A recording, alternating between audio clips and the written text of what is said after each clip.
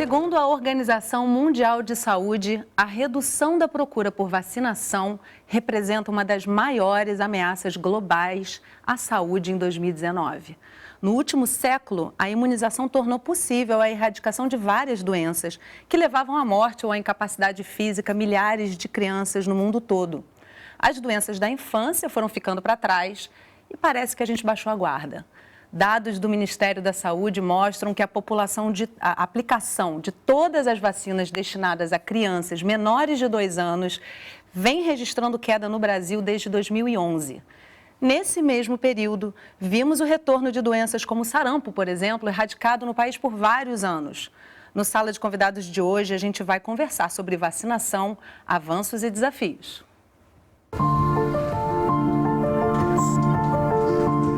De repente, o vírus da polio chega na cidade. Last few years has led to substantial value erosion.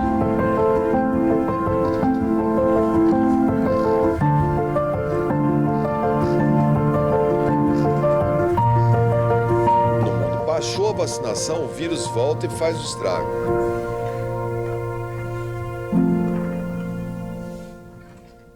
Para conversar com a gente, estão no estúdio comigo Flávia Bravo, presidente da Sociedade Brasileira de Imunizações do Rio de Janeiro, Eliane Matos dos Santos, médica da Assessoria Clínica de Biomanguinhos, Fiocruz, e Marcos Freire, assessor científico de Biomanguinhos, Fiocruz.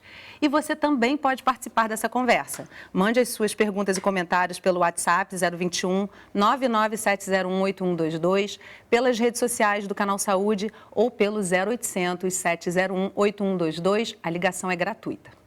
Há 50 anos, o Brasil registrava todos os anos cerca de 100 mil casos de sarampo e 10 mil casos de poliomielite.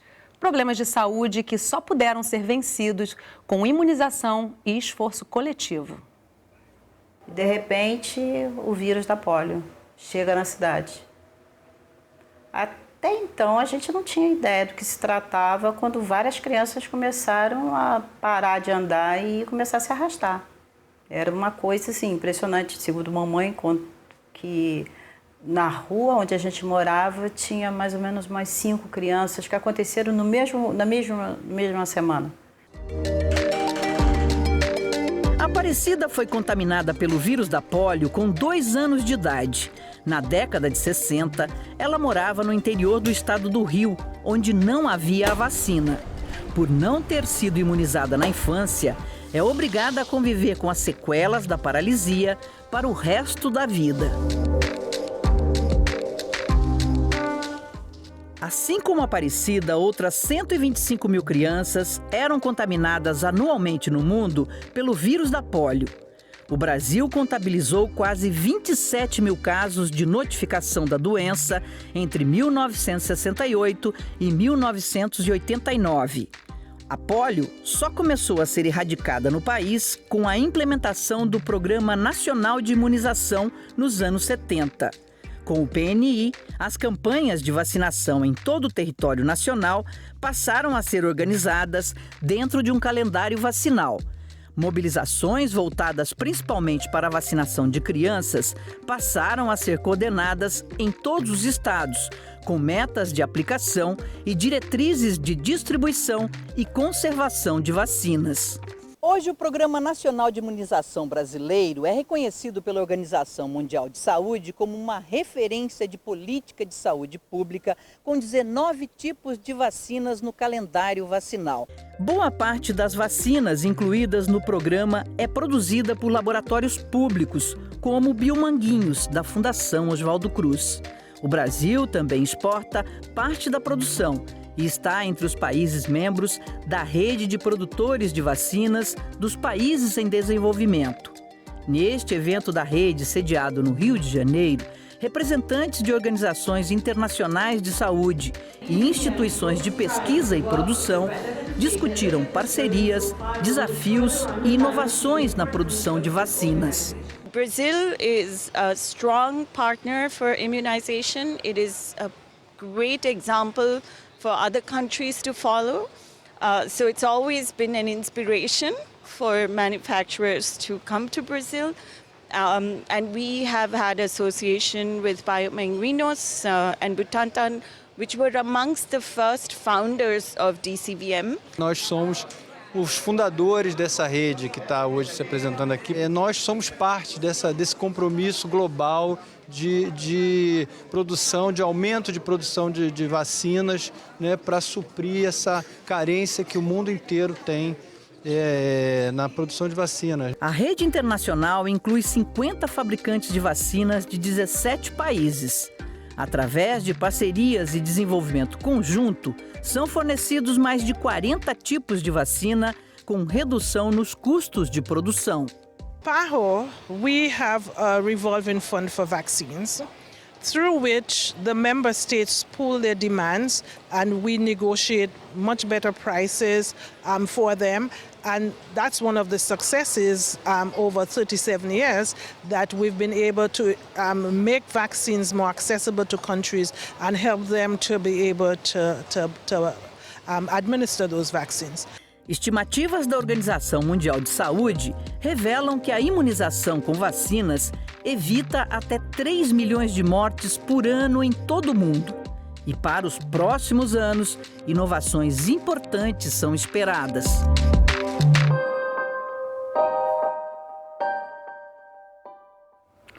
Gente, primeiramente, muito obrigada pela presença de vocês aqui com a gente, Flávia, Eliane e Marcos. Flávia, eu começo com você.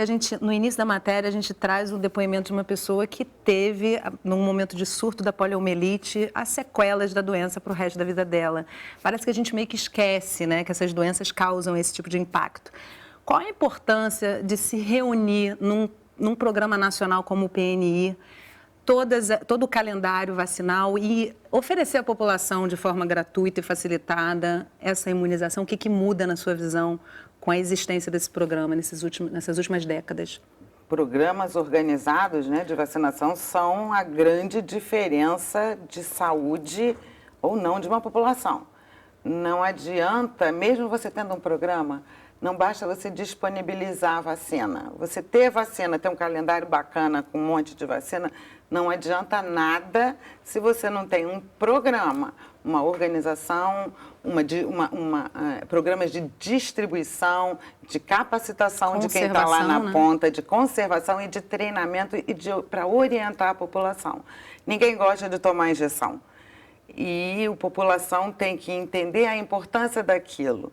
E vacina é diferente de medicação. Se você está doente, dizem que você tem que tomar tantas injeções que você vai ficar bom, você sai correndo e vai fazer aquilo que mandaram. Mas você está saudável e alguém está dizendo que você tem que tomar uma injeção. Então, a capacitação para explicar para a população os ganhos que um programa traz. E para a gente é evidente, o exemplo da polio que foi dado aqui. A gente, alguns anos atrás, a gente andava pelo Nordeste e via dezenas de pessoas com sequela da poliomielite e hoje em dia isso vem diminuindo, a gente vê nas pessoas mais velhas, a gente não vê mais criança. A gente ficou tanto tempo sem ter sarampo que ninguém mais sabia nem diagnosticar o sarampo agora que ele retornou. Foi uma dificuldade porque as pessoas não conheciam. Eu tive sarampo, eu me lembro do sarampo porque eu tive sarampo, mas durante o meu tempo de faculdade, acho que eu vi 1 ou 2 casos e depois não vi mais. Então, esse é o impacto de um bom programa, é você conseguir reduzir o impacto das doenças e da ocorrência, mas isso também torna o programa própria vítima do seu sucesso. O esquecimento da importância das doenças faz as pessoas esquecerem a importância das vacinas e de manter a prevenção.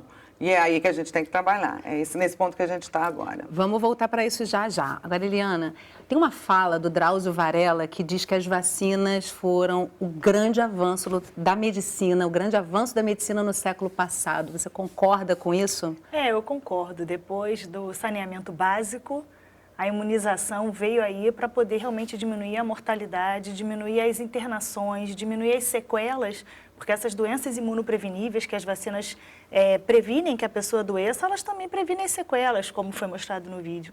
Então, o grande ganho para a saúde pública, depois do saneamento, é a imunização. Marcos, a gente viu ali um trechinho de um evento super importante que aconteceu aqui na semana passada, ou retrasada, um evento internacional reunindo gente do mundo todo. Qual a importância dessa reunião entre os países para se trabalhar metodologias? Porque não adianta o Brasil estar com uma doença erradicada se o país ao lado mantiver a presença da doença entre sua população, né? Qual a importância de se discutir avanços e o momento presente da questão da imunização no mundo, da forma como foi feita nesse programa, nesse evento?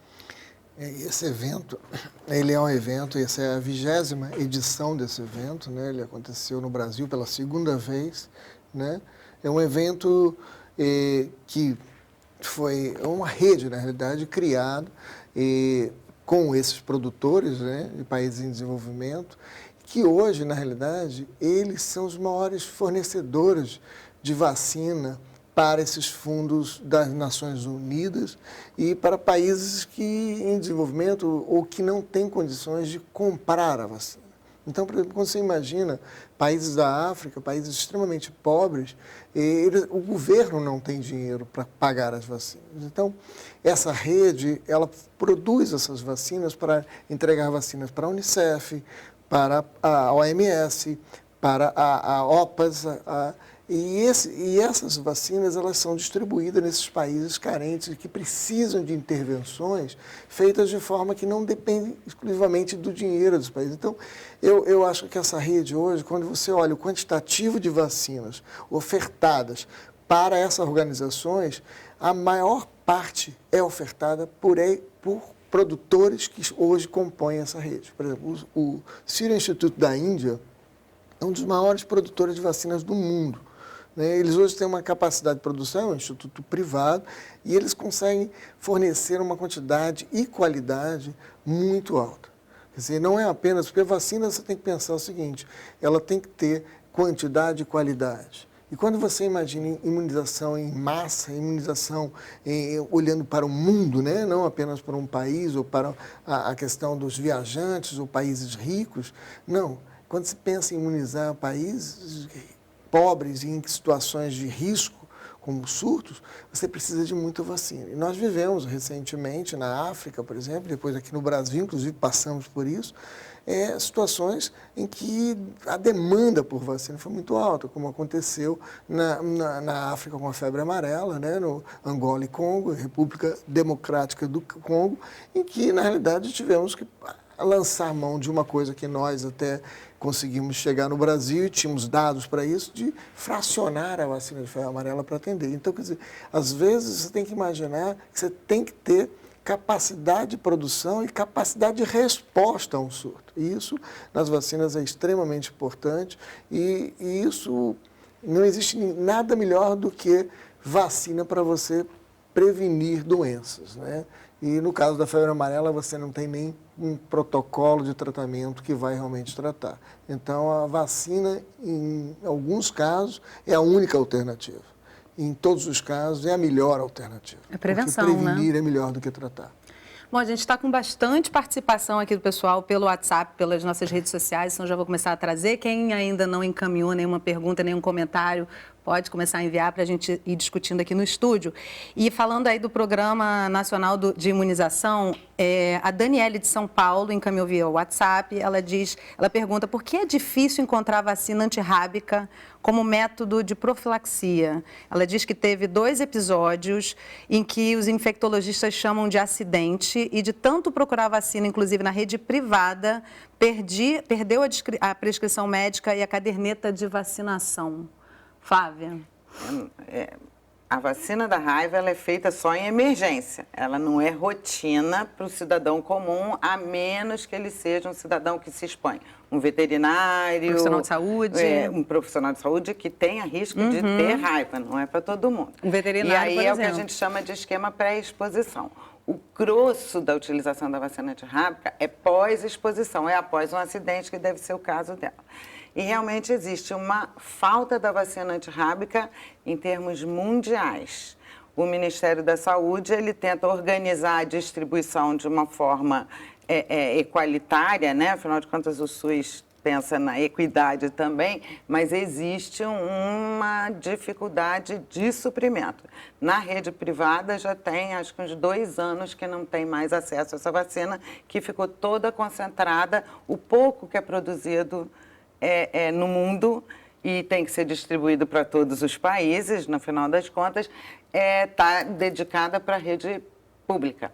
E, de um modo geral, se entrar na secretaria, nos sites das secretarias de saúde dos municípios, aqui no Rio de Janeiro, é só procurar antirrábica, Secretaria Municipal de Saúde, e você clica ali, você vê onde a vacina, teoricamente, está disponível. E isso acontece em todos os municípios, mas é um problema mundial, não é só nosso, não. Importantíssimas essas informações que você está trazendo, Flávia. Vou colocar uma pergunta aqui para a Eliana, mas eu quero deixar vocês 3 sempre à vontade para trazer um comentário, enfim, uma resposta que vocês queiram acrescentar.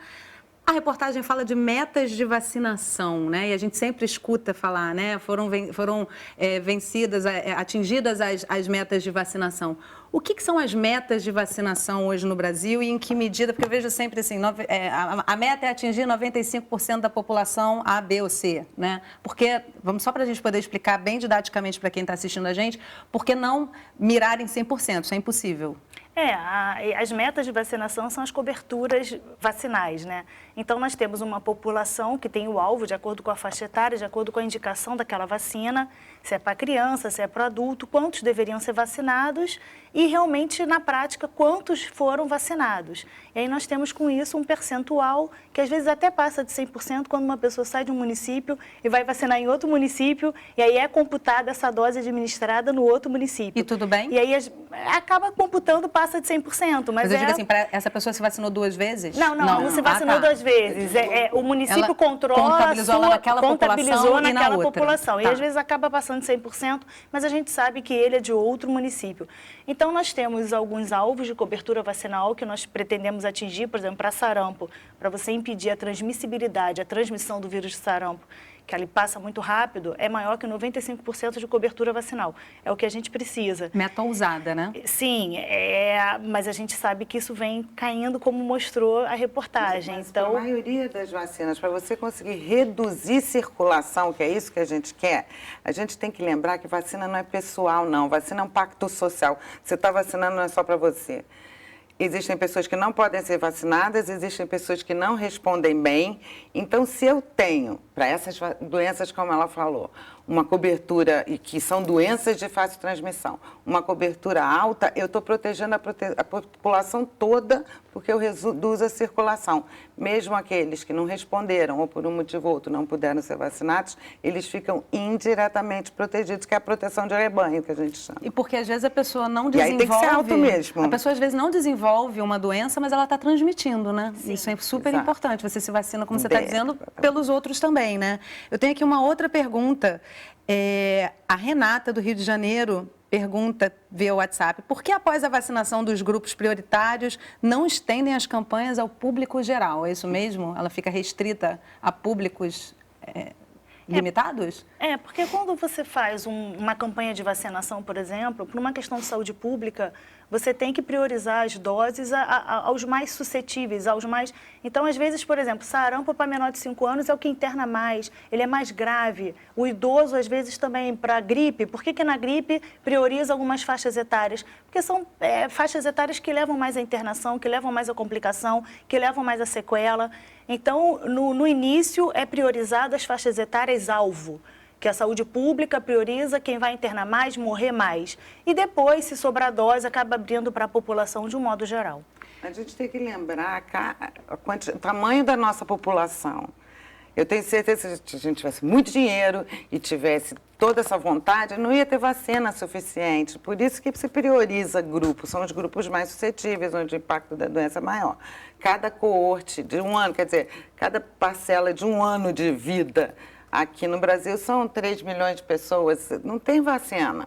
E mesmo que a gente só quisesse. Ressaltando que ainda assim o Programa Nacional de Imunização, o PNI, é o maior programa público de vacinação do mundo. Esse tamanho né? nosso de população é uma coisa impressionante. E a gente conseguiu realmente erradicar doenças que permaneceram presentes em vários países, né?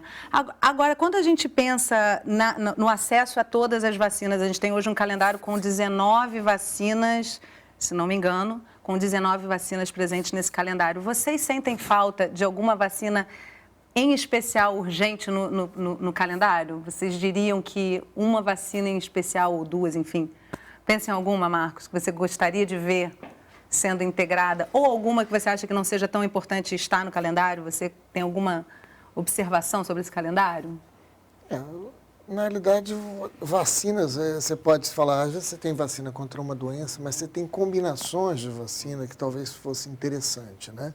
E aí cai na questão da disponibilidade, né, de capacidade produtiva, né, do mundo, né? E quem teria essa vacina para fornecer para uma população, mesmo que seja parcela de uma população, no caso do Brasil, quem poderia fornecer? Então, por exemplo, eu vejo muito as meningites, né? A ACWY, por exemplo. Nós temos algumas meningites, não circulam no Brasil, mas predominam na circulação do Brasil, como é o caso da meningite C, né? O tipo C. Mas existem outras que têm uma parcela pequena, mas que seria interessante você ter realmente isso disponível. No PNI, uma vacina tetravalente contra a meningite, por exemplo. Já existe essa definição, já existe essa decisão de incorporar essa vacina, mas eu acho que ela não foi completamente incorporada no programa. O PNI é fantástico, o PNI é orgulho nacional.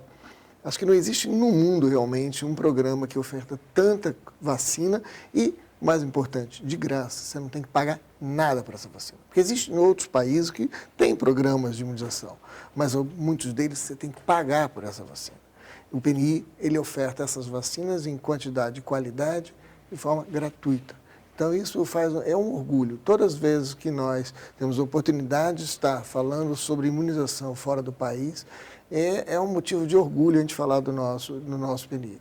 Existe um curso de vacinologia, por exemplo, que acontece há muitos anos na França, e acho que a Eliane também participou, acho que eu participei, não sei se a Flávia participou, o ADVAC, e é um curso que se discute vacina no mundo inteiro, é um curso muito interessante, eu tive a oportunidade. E eu lembro que eu tinha maior orgulho em falar do nosso programa, porque ele é invejável. Nós não tem. Agora, a população tem que valorizar esse programa e tem que realmente entender que vacina é uma forma de prevenção que a mãe tem que olhar. E como a Flávia falou, eles têm que olhar também que se você, não é só para você, você tem de reduzir a circulação. Então, você às vezes tem doenças que você tem, como você falou, são assintomáticas, que você não sente nada. Mas você tem o vírus ou a bactéria circulando no teu corpo e que você pode transmitir para terceiros. E a possibilidade de obrigatoriedade do calendário vacinal? Assim, muitas escolas exigem já a caderneta, né? Mas não existe uma legislação. Qual é a opinião de vocês sobre isso? Não estou fazendo essa proposta, mas pensando a respeito, né? Eu sou da época que, para você entrar na escola, você tinha que apresentar algumas coisas, né? E eu sou da época que, por isso que a varíola deu certo, por isso que a erradicação da varíola ocorreu de fato. Eu sou da época que, quando você ia para a escola, você era exigido a sua carteira de vacinação para mostrar que você foi vacinado contra a varíola e você tinha que apresentar a radiografia, né? Uma radiografia de pulmão, né? Mostrando que você não tinha tuberculose, por exemplo. Então, você era obrigatório, senão você não ia para a escola. Então, eu não tenho nada contra. Agora, não sei quanto isso é eficaz, não sei quanto isso é viável, é factível, né? Não sei, isso é outra história. A gente tem que pensar bem. Isso é uma questão, né? Mas não pode impedir o acesso à educação. Lógico. Né? É complicado. Você acaba criando um outro problema, né? A gente tinha né? que ir para a escola. A saúde tinha que ir mais. É uma forma de cumprimento de meta, né, Eliane? Eu acho que tem que fazer um trabalho para sensibilizar os responsáveis e tentar entender quem tem medo, tentar tirar esse medo, né? Por que está com medo da vacina?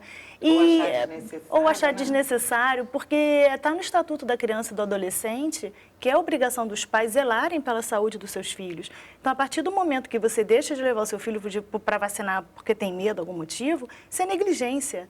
Então, os pais são responsáveis por isso. Então, eles têm que prezar pela saúde dos seus filhos. Busca ativa, né? É uma coisa que já começa a valer, né? Você, por exemplo, tem certas doenças que não adianta você apenas ter a sala de vacinação.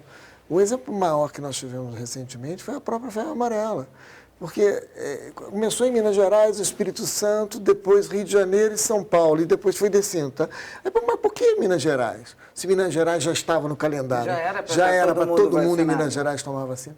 E o que se observa, na realidade, não é questão de achar culpados, mas o que parece que chega à conclusão é que estava se vacinando em toda Minas Gerais, todas as cidades, todos os municípios tinham vacina. O problema é que, às vezes, a população rural não ia na sala de vacina. Então, tem que pensar o seguinte, é uma região de risco, é uma região importante, tem que fazer uma certa busca ativa. As pessoas têm que ir ao campo, e eventualmente por exemplo, e oferecer a vacina algumas localidades, né? A gente vê agentes de saúde chegando nesses lugares.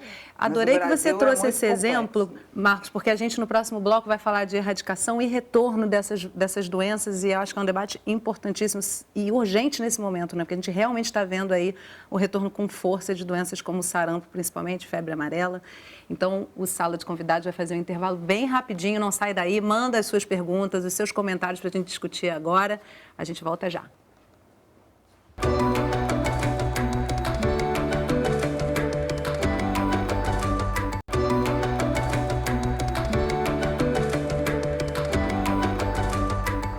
O Sala de Convidados está de volta, conversando sobre vacinação, avanços e desafios. Para conversar com a gente, estão aqui comigo no estúdio Flávia Bravo, presidente da Sociedade Brasileira de Imunizações do Rio de Janeiro, Eliane Matos dos Santos, médica da Assessoria Clínica de Biomanguinhos, na Fiocruz, e Marcos Freire, assessor científico de Biomanguinhos, Fiocruz.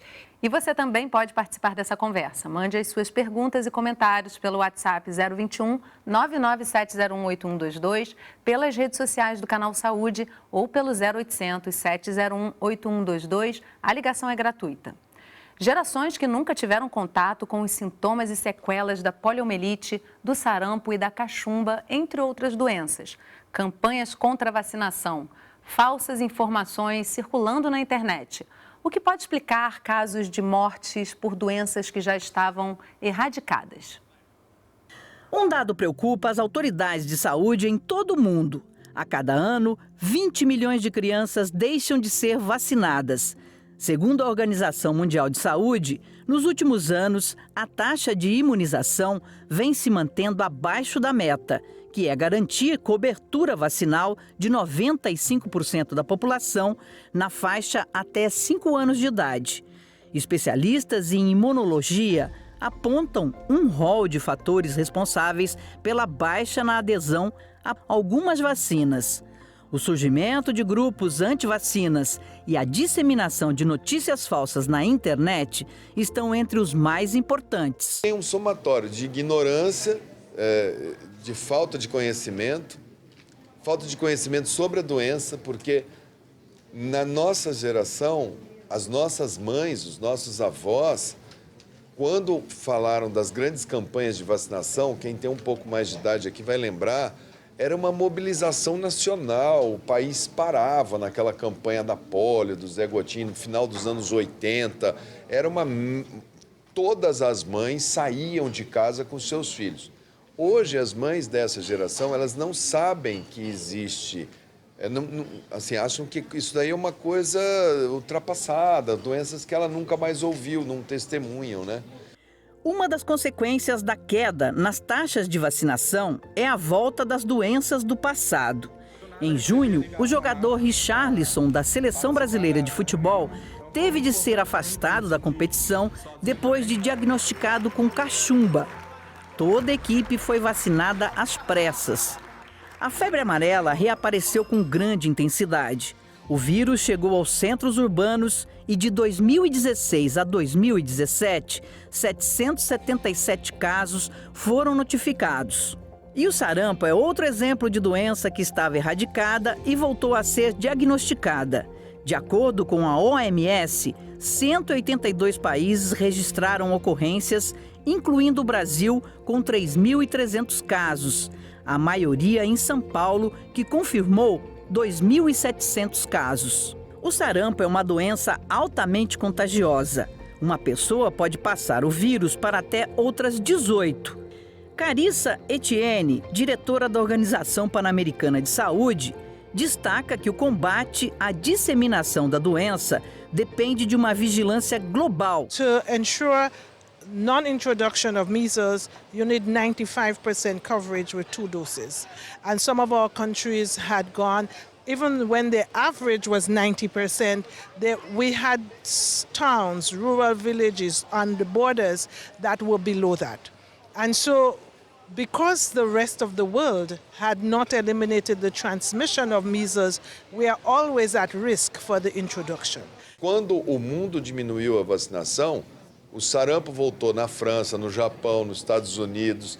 Aí não tem primeiro mundo, segundo mundo. Baixou a vacinação, o vírus volta e faz o estrago. Essa fala do ministro é definitiva, é exatamente isso, né? Baixou a vacinação, a gente começa a ver pipocar os casos e, de repente, vira um surto. Marcos, para a gente começar assim de um ponto de partida bem básico para quem está assistindo a gente poder compreender. Quando a gente fala que uma doença foi erradicada, isso significa o quê? Porque o termo erradicado vem de raiz, de cortar pela raiz, né? No entanto, a doença volta. Então, de fato, ainda existe ali aquela possibilidade. Explica pra gente o que é a erradicação de uma doença e por que pode voltar uma doença a comprometer a saúde pública e coletiva. Na realidade, existem 2 coisas. Erradicação, eliminação e uma terceira que eu diria, controle. Né? A erradicação de uma doença, a varíola, foi realmente erradicada. Ela foi declarada uma doença erradicada. Ela foi eliminada. A chance dela voltar, só se desenterrar um corpo na Sibéria, como algumas ficções científicas que falam que poderia estar lá e um corpo. E aí, como é um vírus realmente muito estável, essa ficção, essa teoria poderia eventualmente acontecer. Mas ela foi declarada erradicada porque não circula mais, não tem nenhuma notificação no mundo. Então, esse termo erradicação, ele é aplicado a essa questão. O controle ou a eliminação, por exemplo, o sarampo, ele foi eliminado das Américas. Uma correção importante, né, Marcos? Ele foi eliminado. Para o pessoal ficar atento, né? A poliomielite, ela foi eliminada do Brasil, e foi primeiro e depois das Américas. Então, do Brasil ele foi eliminado, a polio foi, o último caso aconteceu em 89, e nas Américas em 1991. Então, esse termo é isso, eliminado, erradicado. Então, a chance da varíola voltar, eu acreditaria que seria 0, a não ser que uma surpresa, que vai ser uma surpresa mundial, mas ela, a princípio, está erradicada. Essas que são eliminadas ou controladas, se cai a cobertura vacinal, e elas podem voltar. No caso do sarampo, por exemplo, o que acontece? Quando você tem uma doença que circula no país e você está imunizando, você vacinou as crianças, vacinou uma criança. Quando ela chegou lá no sarampo no passado, hoje é com 1 ano de vida, a primeira dose. No passado era 9 meses. Mas você vacinava pessoas com 9 meses e depois dava um reforço, ou às vezes nem dava esse reforço. E só que o vírus circulava. Então ele era infectado naturalmente. Então ele tinha o que nós chamamos de booster natural. Quando você começa a eliminar a doença e ela some, ela não circula mais, as pessoas não recebem mais esse booster natural. Então, países como Brasil, França, que tinham uma doença muito bem controlada, eliminada, as pessoas foram durante anos ficando sem nenhum booster natural. Então, só dependia daquela, quando imunizados, daquela resposta imune dada pela vacina. Se circulou, é o que aconteceu agora, por exemplo, em São Paulo. Provavelmente muitos desses casos de São Paulo têm história de vacinação, só que não tiveram nenhum booster natural. Então, quando a doença circulou, eles tiveram a infecção. E só para a gente poder explicar melhor com relação ao sarampo, a gente está nesse momento com campanha de vacinação em andamento, vamos para uma segunda etapa. Eliane, em que momento a gente está e por que é importante? Agora a gente vai para uma fase, né, geracional aí que precisa vir aos postos de saúde, buscar a dose.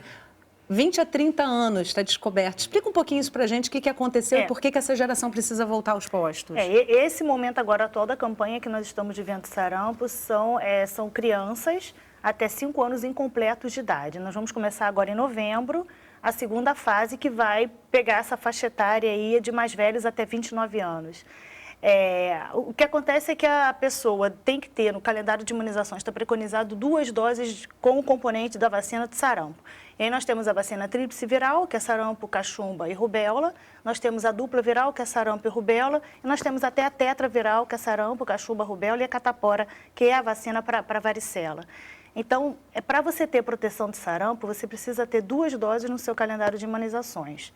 O que acontece é que essa geração de 20 anos, 30 anos, às vezes tomaram uma dose só, não tomaram a segunda dose. A gente sabe que as coberturas... Aos 9 meses. Não, tomaram aos 9 meses também, que você tem interferência de anticorpos maternos que a mãe passa para o filho e acaba interferindo na resposta à vacina.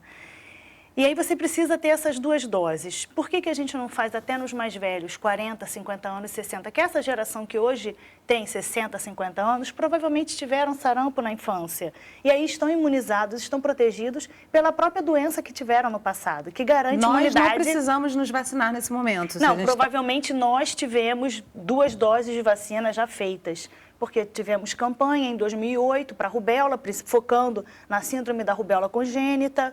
Então, acaba que a pessoa tomou a vacina focando na rubéola, mas a vacina é feita junto com a vacina de sarampo. Então, tem que levar, quem tem dúvida, procura o posto de saúde perto de casa, leva a sua caderneta de vacinação e o profissional de saúde está orientado para poder verificar na caderneta se precisa fazer mais alguma dose ou não. E o acesso não é complicado, né, gente? Não, o acesso não é complicado, tem posto de saúde, que abre sábado de manhã também. Chegar no posto e pedir a vacinação, né? E levar a caderneta. Temos uma pergunta aqui, Flávia, eu vou direcionar para você. A Janine Aranda manda via Instagram a seguinte pergunta: a quem interessa o movimento anti-vacinas? Bom, eu vou falar minha opinião pessoal em relação ao movimento anti-vacina. Esse é o menor dos nossos problemas aqui no Brasil. Ele não chegou com força aqui, A gente né? tem até publicações internacionais de organismos que investigam o peso do antivacinismo nos diversos países. O brasileiro, de um modo geral, confia e gosta de vacina.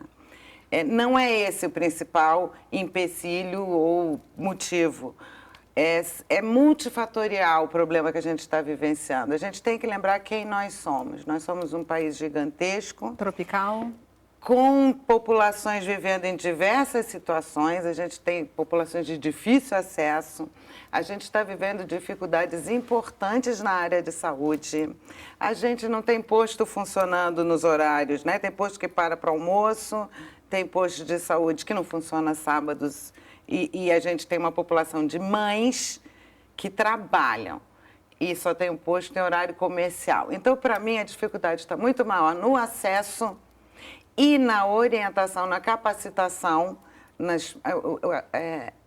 não é o que se vê na internet. Muitas vezes a fake news vem do profissional de saúde que não está bem orientado e que resolve inventar uma contraindicação, uma precaução desnecessária. Uma criança que está bem, que está com uma febre baixa, ela não tem contraindicação para vacinar. Ela pode. Você mandar aquela mãe para casa para ela voltar depois, gastar ônibus, o horário de trabalho. Né? Então, existe o peso da fake news, muito mais importante lá fora. A gente tem que estar capacitado e orientado para lidar com a fake news e orientar a população adequadamente. Sala de convidados está aqui para isso. Agora, você concorda então com a fala do ministro que fala de uma desmobilização?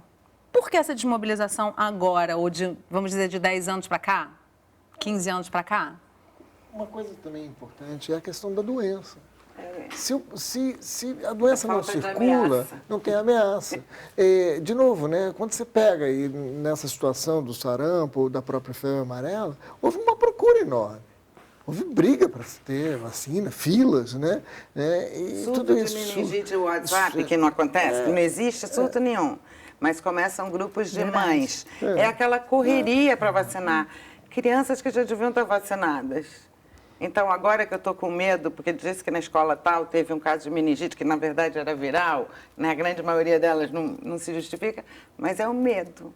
A questão da doença, né? A doença ser controlada ou eliminada, ela acaba assim, tirando esse estímulo de busca, porque não tem ameaça. Você não vê essa circulação. Então, quando volta a circular, aí chama atenção, as pessoas não podem ter isso, essa autoconfiança errada. Quer dizer, enquanto ela não for declarada e erradicada, a ameaça está aí.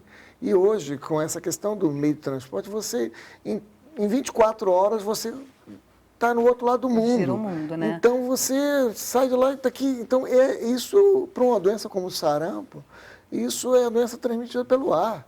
Basicamente, você não tem que ter um contato muito próximo para se contaminar com o sarampo. Tem que estar protegido, então, né? A meningite idem.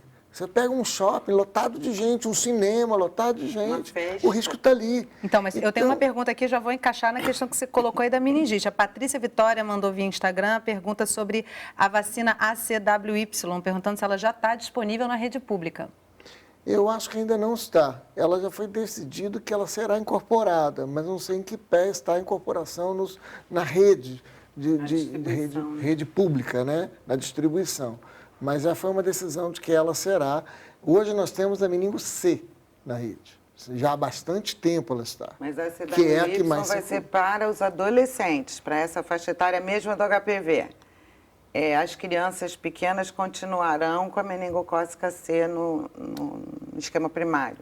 Quer dizer, uma fala da reportagem ali é que a cada ano 20 milhões de crianças, perdão, isso nem é da reportagem, foi uma pesquisa que eu fiz. A cada ano, 20 milhões de crianças deixam de ser vacinadas no mundo, em virtude de várias... E o Brasil está entre esses 10. Apesar de ter uma cobertura muito melhor que outros países de risco, porque aí, junto com esses 10 países que respondem por 19,4 milhões de crianças subvacinadas ou não vacinadas, que a Organização Mundial de Saúde monitora, os nossos colegas são Etiópia, Nigéria, países com muitas dificuldades, mas com populações pequenas. Então, o nosso peso nisso é mais por conta do tamanho da nossa população. As coberturas vacinais nos outros países são muito piores do que as nossas. Mas é triste, a gente, desde o ano passado, o relatório saiu de 2018, desde 2017 a gente passou a fazer parte desse clube, dos 10 países fora, né? Que contribuem com os 20 milhões de crianças subvacinadas ou não vacinadas. Agora, Marcos e Eliane são de Biomanguinhos, que muito nos orgulha porque é um laboratório público que faz uma produção de boa parte desse calendário nosso. O que a gente tem por vir aí, né? A gente escuta falar da vacina da dengue, que gera uma grande ansiedade, que está em fase ainda de testes. O que está por vir para a vacinação no Brasil, através dos laboratórios públicos, que a gente pode aí, lógico, sabendo do tempo que é necessário para se ter eficácia e certeza dos benefícios da vacina?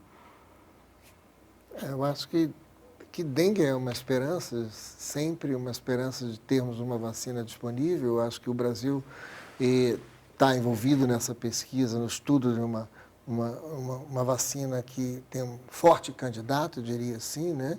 E seria uma grande vacina, se você consegue realmente chegar a uma vacina segura e eficaz, né?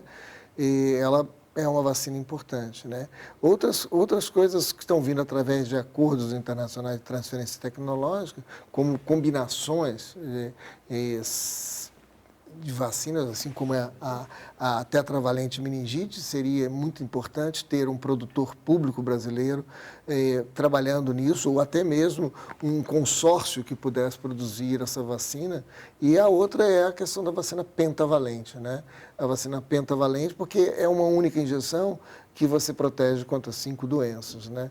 Então, é uma outra vacina que a gente deveria ter os produtores públicos numa vacina pentavalente produzida no mercado nacional, quer dizer, produzida no Brasil, recebendo ou desenvolvendo essa tecnologia. E eu acho que a gente está próximo disso. Existe todo um trabalho para buscar quem seria o candidato para transferir, quem seriam os produtores envolvidos nisso, públicos, né? E isso são as vacinas que eu acho que são mais assim próximas de serem produzidas no Brasil e com isso serem incorporadas ao Programa Nacional de Imunização. Só lembrando que nós estamos desenvolvendo a vacina para meningite C de Biomanguinhos. Isso provavelmente, nosso interesse também é oferecer para o Ministério da Saúde para ampliar o acesso. Então, nós sabemos hoje que o adolescente ele é carreador, ele é portador do causador da meningite tipo C.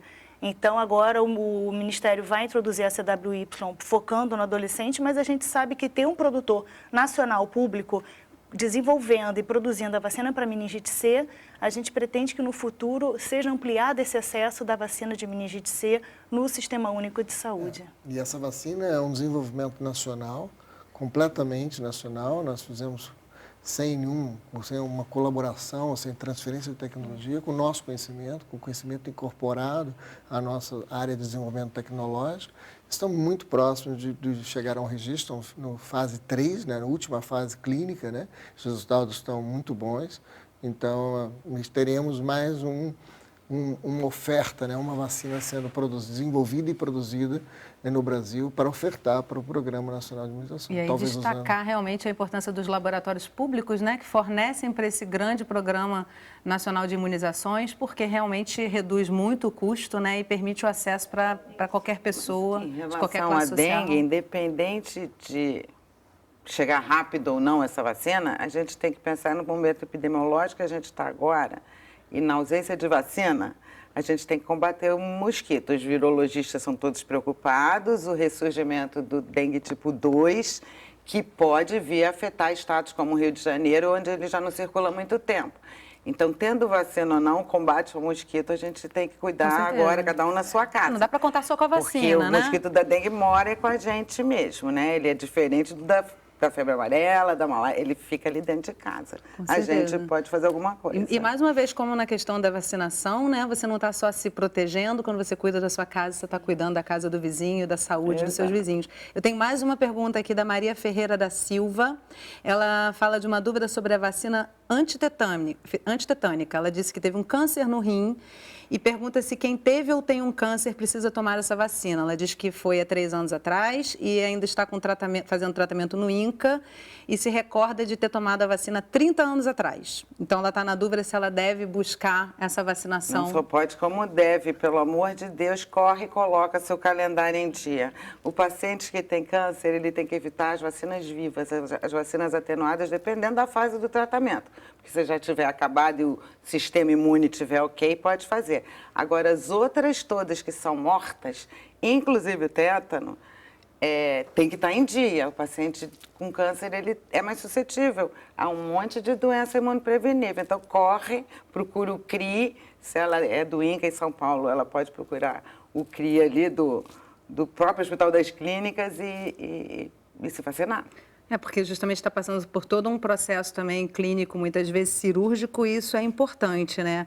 Agora, voltando aqui, a gente estava falando da baixa adesão das vacinas e que é realmente muito preocupante, as autoridades vêm alertando para isso. Você trouxe, Flávia, que uma das questões é a dificuldade no acesso. Mitos também que circulam na internet sobre a vacinação podem realizar uma baixa adesão na opinião de vocês ou não?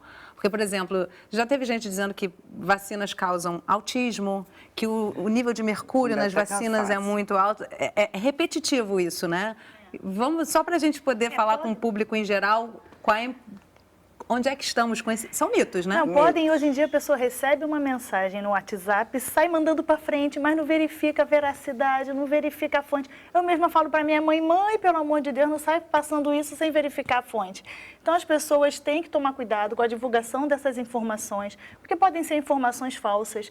Então procura saber a fonte, procurar um site confiável. O Ministério tem fake. Que fala sobre várias fakes, não só sobre vacina. O Ministério da Saúde tem um lugarzinho no site dele que fala justamente isso. Olhar nas fontes oficiais, o site da Fiocruz, o site do Ministério da Saúde, o site da Sociedade Brasileira de Imunizações, que são fontes confiáveis. E procurar a informação certa, né? E tentar... Perdão. As pessoas têm que entender que para uma vacina hoje, e nós, eu atuei muitos anos da minha vida no desenvolvimento tecnológico de vacinas, né? Na busca sempre de você desenvolver. Mas não é uma coisa fácil você desenvolver uma vacina e registrar essa vacina em uma agência regulatória.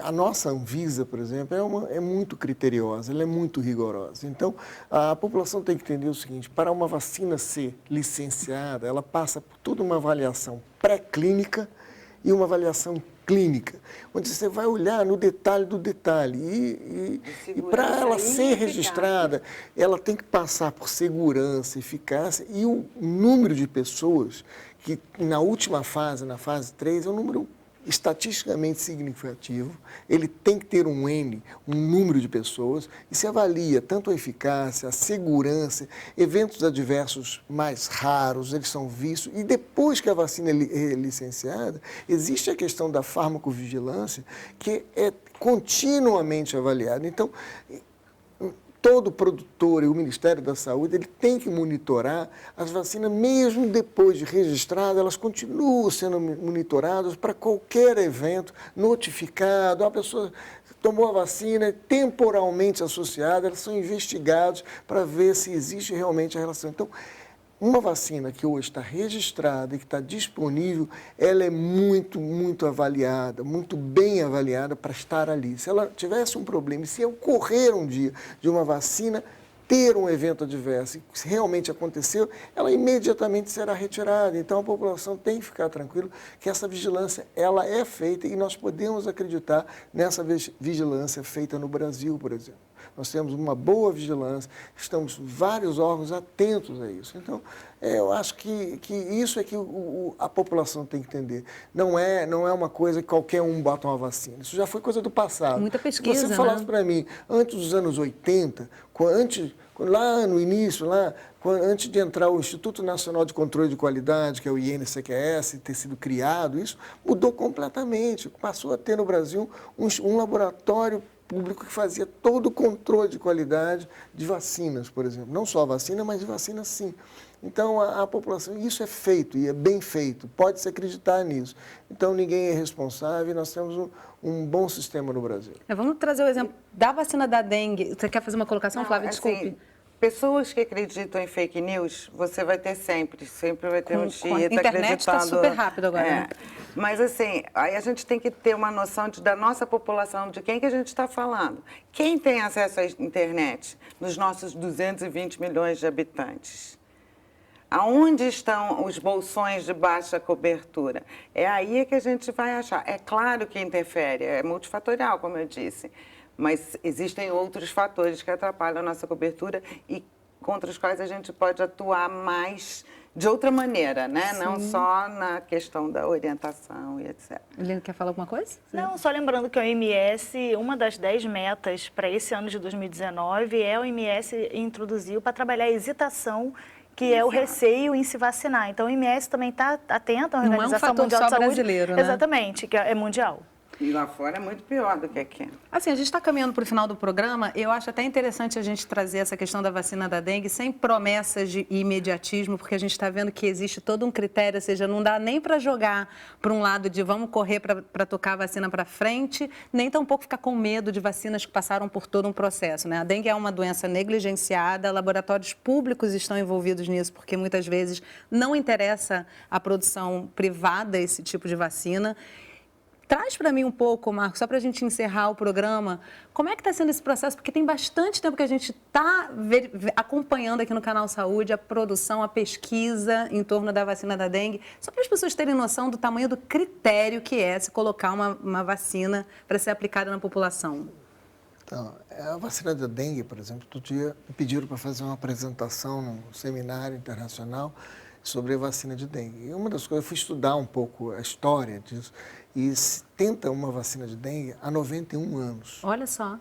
Então, desde Sabin, 1940, antes de Sabin, na realidade, o exército americano já buscava uma vacina para dengue. Então, várias tentativas foram realizadas e com várias abordagens diferentes, né? E algumas chegaram quase no final, uma chegou a ser registrada, está registrada, e você começa a observar, pós-registro, o que acontece. Então, hoje nós temos 2 vacinas no estágio mais avançado, chegando próximo ao registro, estão em fase 3, e a esperança, uma delas é uma vacina que o Butantan está trabalhando em conjunto com o Instituto Nacional de Saúde americano, o NIH, E é uma vacina que tem apresentado bons resultados. Mas o que acontece? Essa vacina está sendo testada em voluntários, né, no Brasil, em vários sites, vários locais.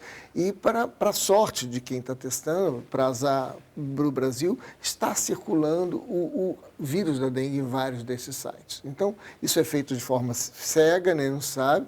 E aí, depois que tudo terminar o estudo, chegar ao número, que são 17 mil pessoas, né, que estão sendo voluntárias dessa vacina, vai chegar à conclusão se ela foi realmente eficaz e segura, porque está sendo anotado todo o que a pessoa teve doente, vai fazer a questão do diagnóstico, se é dengue, se teve um evento adverso. Então, com esses dados, depois disso tudo, fechando o estudo, né, vai se ver o quanto essa vacina foi segura e eficaz. Mas para a dengue tem um complicador, que é o histórico, é que a continuidade. Na realidade, o grande problema da dengue é o seguinte: você toma uma vacina hoje e você fica protegido por quanto tempo? Quanto os 4 sorotipos.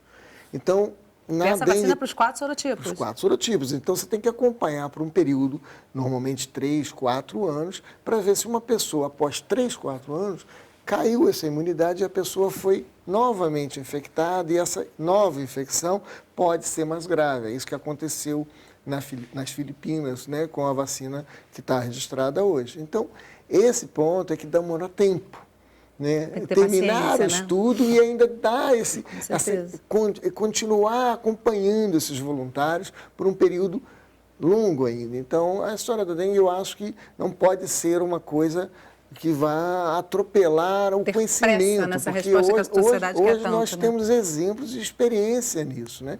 Então, tem que ter muita cautela numa questão de avaliar a eficácia e principalmente a segurança de uma vacina como essa. Vamos ter e ouvir também o conselho aqui. Nós estamos aqui torcendo porque vamos torcer e limpando o pratinho em casa enquanto não vem a vacina, porque cada um faz a sua parte. Os pesquisadores estão fazendo a deles, com certeza. Gente, eu quero agradecer muito mesmo a participação de vocês aqui com a gente hoje, trazendo tantas informações importantes.